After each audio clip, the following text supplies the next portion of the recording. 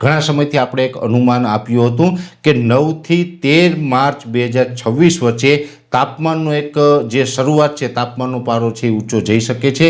ખાસ કરીને વર્ષ 2026નો જે ઉનાળો છે એમાં પ્રથમ જે હીટ સ્ટ્રોક છે એ જોવા મળી શકે છે ને એ હીટ સ્ટ્રોકની ગઈકાલે 9 તારીખથી શરૂઆત થઈ ચૂકી છે। હવે આમ જોવા જઈએ તો સંપૂર્ણ વાત કરીએ એમાં પવનની જે ઝડપ છે એ નોર્મલ રહેવાની છે। અત્યારે પણ 12થી લઈને 14 કિલોમીટર પ્રતિ કલાકની ઝડપે પવન ચાલી રહ્યો છે અને આવનારા 8 દિવસ સુધી આ જ પ્રકારનો પવન રહેવાનો છે। પવનની ઝડપમાં કોઈ વધારો નથી થવાનો। સાથે પવનની જે દિશા છે હવે બદલાઈ ચૂકી છે। મોટાભાગના વિસ્તારોની અંદર પશ્ચિમના પવન થઈ ગયા છે, કોઈ જગ્યાએ હજુ ઉત્તર પશ્ચિમના પવનો છે। અને સાથે જે ઝાકળનો રાઉન્ડ છે છેલ્લા 2-3 દિવસથી જોવા મળતો હતો એ આપણે જે એકાદ દિવસ પહેલાં જે જણાવ્યું હતું એ એકાદ દિવસ હવે ઝાકળનો રાઉન્ડ જોવા મળશે, પછી એમાંથી રાહત મળશે।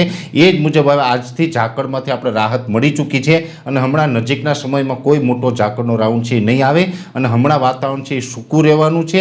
બીજા નંબરની અંદર તાપમાન છે એ હવે આપણે ધીમે ધીમે ઉચકાયું છે અને આ તાપમાન છે 13 તારીખ સુધી ઊંચું રહેશે। જેવી રીતે જોવા જઈએ તો 9 તારીખથી આ તાપમાનમાં વધારો થયો છે, જેમાં ખાસ કરીને ગઈકાલે 9 તારીખ અને આજે 10 તારીખ એમ સતત 2 દિવસ સુધી રાજ્યના અનેક વિસ્તારની અંદર તાપમાન છે એ લગભગ 36 થી 38 ડિગ્રીની રેન્જમાં જોવા મળ્યું અને આઇસોલેટેડ વિસ્તારમાં તાપમાન છે 40 અને 41 ડિગ્રી પણ નોંધાયું છે। અને એ પણ આપણે વાત કરી હતી કે મોટાભાગના વિસ્તારની અંદર તાપમાન છે 38 ડિગ્રી સુધી જોવા મળશે અને આઇસોલેટેડ વિસ્તારમાં 40 અથવા તો 40 પ્લસ થઈ શકે છે।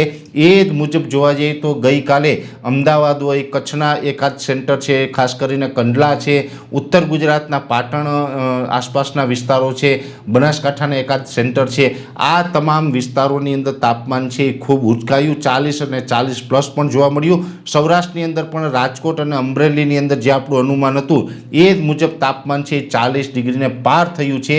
હવે આ 2 દિવસ આપણે સતત 40-41 ડિગ્રી તાપમાન જોવા મળ્યું। આવતીકાલે 11 તારીખે પણ રાજ્યના મોટાભાગના વિસ્તારની અંદર તાપમાન છે 36 થી 38 ડિગ્રીની રેન્જમાં જોવા મળશે અને આઇસોલેટેડ વિસ્તારમાં તાપમાન 40-41 ડિગ્રી રહી શકે છે। એટલે આવતીકાલે 11 તારીખે એટલે 11 માર્ચ 2026ના રોજ પણ તાપમાન અત્યારે જે રીતે જોવા મળી રહ્યું છે એ રીતે યથાવત રહેવાનું છે।